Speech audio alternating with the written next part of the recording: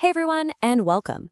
If you are a notary public, then you are in exactly the right place. Today, we're going to tackle one of the most confusing, kind of nerve-wracking requests you can get, the apostille. Let's finally clear this up. So tell me if this sounds familiar. A client calls, they're in a total rush, and they say, "Hi, I need you to notarize an apostille for me." And if you've never heard that term before, it can really throw you for a loop, right? And hey, if that's you, you are not alone.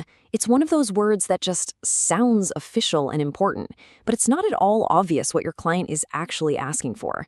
Trust me, this confusion is super common. Okay, so let's dive right in. What in the world is an apostille? Honestly, the easiest way to wrap your head around it is to think of it like a special passport, but for a piece of paper. So here's the textbook definition.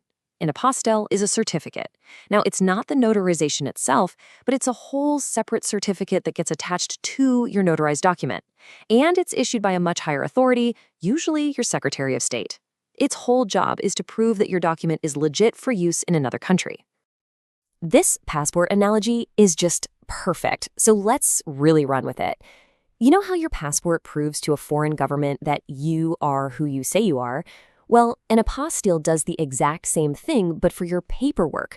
It tells another country, hey, this document is real, it's official, and it's valid back in the United States. And that brings us to the number one most critical rule to remember. Apostilles are only for international use, period.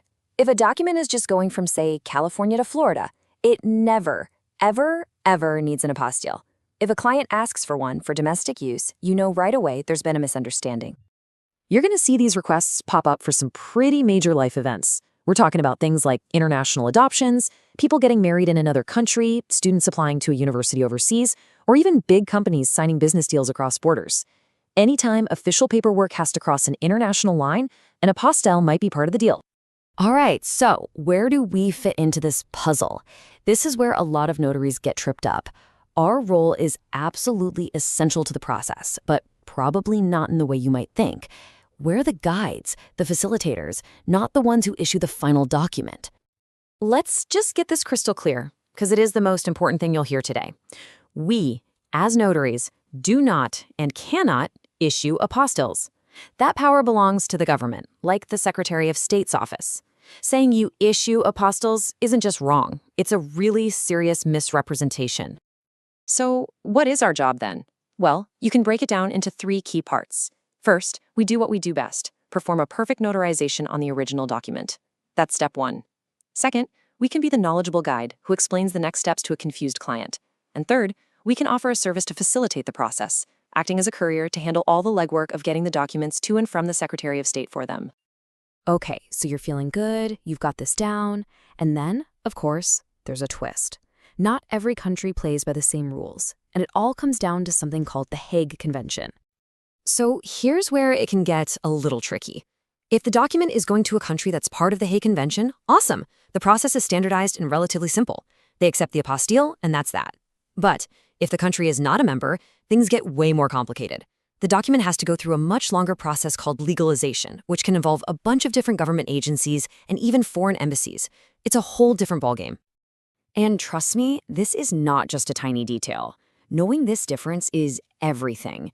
If you take a job without checking if the country is a Hague member, you could accidentally send your client down a path that causes weeks or even months of agonizing delays. So if you're thinking, okay, I want to offer this service, you absolutely have to be prepared. Let's build out your toolkit with some must-know best practices for success. These are the non-negotiables. First, become an expert on your own state's process. Know the fees, the forms, the timelines, all of it. Second, always confirm if the destination country is a Hague member or not. Third, watch your words. You facilitate, you help, you guide, you never issue.